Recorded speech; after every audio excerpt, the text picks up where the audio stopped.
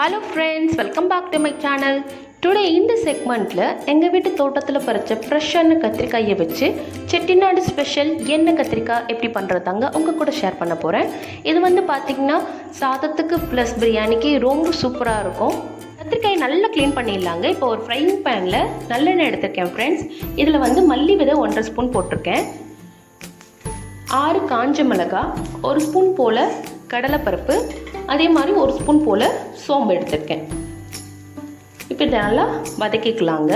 இப்போ வந்து பார்த்திங்கன்னா ஒரு பாரம்பரியமான டிஷ் பண்ண போகிறோம் அப்படின்னா அதுக்கேற்ற ப்ரொசீஜரை நம்ம ஃபாலோ பண்ணோன்னா கண்டிப்பாக உங்களுக்கு ரிசல்ட் நல்லா கிடைக்கும்.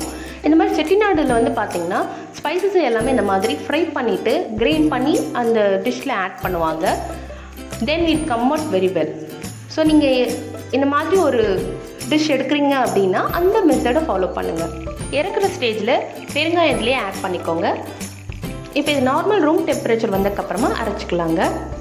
இந்த குழம்புக்குன்னு நான் புளி எடுத்து வச்சுருக்கேன் இல்லைங்களா, அந்த புளி தண்ணியை கொஞ்சமாக இதில் அரைக்கும் போது ஆட் பண்ணிக்கிறேன். இப்போ இதை அரைச்சி எடுத்துகிட்டு வந்துடலாங்க.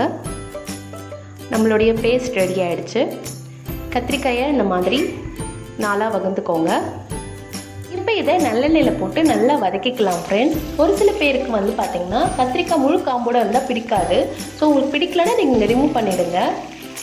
இதில் 2 மெத்தட் இருக்குது ஃப்ரெண்ட்ஸ். ஃபஸ்ட்டு வந்து கத்திரிக்காயை வெறுமையாக இந்த மாதிரி ஃப்ரை பண்ணுறது. இன்னொரு மெத்தட் என்னென்னு பார்த்தீங்கன்னா நம்ம அரைச்சி வச்சுருக்கோம் இல்லைங்களா, அந்த பேஸ்ட்டு இந்த கத்திரிக்காய்க்குள்ளே ஸ்டஃப் பண்ணி அதுக்கப்புறமா வதக்குவாங்க. ரெண்டுமே செம்ம டேஸ்ட்டாக இருக்குங்க. நீங்கள் ட்ரை பண்ணி பாருங்கள் 2 மெத்தடுமே.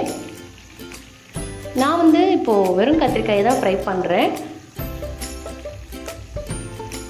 கத்திரிக்காய் நல்லா சுருளை வதங்குற வரைக்கும் நம்ம வதக்கி எடுத்துக்கலாங்க. தென் நல்லெண்ணெய் போட்டு கடுகு பொரிஞ்சக்கப்புறமா 10 போல் இடித்து வச்சுருக்க பூண்டு ஆட் பண்ணுறேன். கூடவே கருவேப்பிலை ஆட் பண்ணிக்கிறேங்க. அது நல்ல கலர் மாறினக்கப்புறமா 15 சின்ன வெங்காயத்தை பொடியாக நறுக்கி வச்சுருக்கேன். அதில் இதில் ஆட் பண்ணி நல்லா வதக்கிக்கலாங்க. சின்ன வெங்காயம் குழம்புக்கு ரொம்ப டேஸ்ட் கொடுக்கும், அதனால தான் அதை ஆட் பண்ணுறேன். உங்களுக்கு அப்படி கிடைக்கலன்னா நீங்கள் பெரிய வெங்காயமும் யூஸ் பண்ணிக்கலாம்.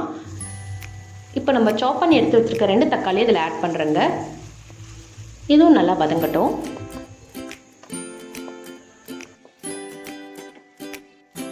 ஓகே, நல்லா வதங்கிடுச்சு. இப்போ வந்து நம்ம அரைச்சி வச்சுருக்கோம் இல்லைங்களா, அந்த பேஸ்ட் இதில் ஆட் பண்ணிடலாம்.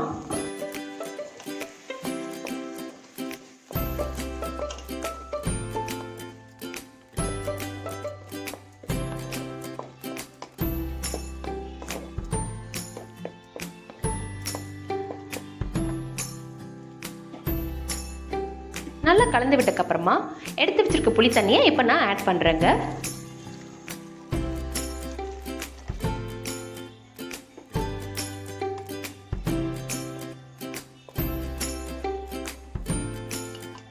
இந்த ஸ்டேஜில் தேவையான அளவு உப்பு ஆட் பண்ணிவிட்டு குழம்புக்கு தேவையான அளவு தண்ணியும் இதில் ஆட் பண்ணிடலாங்க.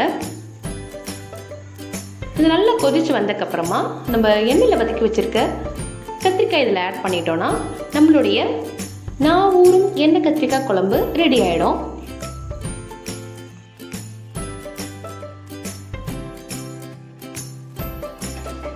கத்திரிக்காய் போட்டதுக்கப்புறமா ஒரு 3 to 4 நிமிஷம் மூடி போட்டு கொதிக்க வச்சிடலாங்க.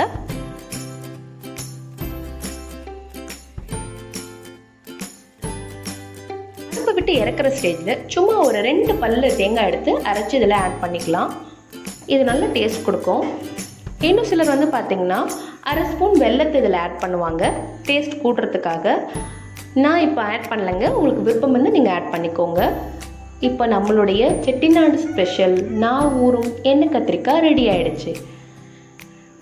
உங்களுக்கு இந்த வீடியோ பிடிச்சிருக்குன்னு நினைக்கிறேன். பிடிச்சிருந்தா லைக் பட்டனை கிளிக் பண்ணிவிட்டு உங்களோட ஃப்ரெண்ட்ஸ் அண்ட் ஃபேமிலிக்கு மறக்காமல் ஷேர் பண்ணிவிடுங்க.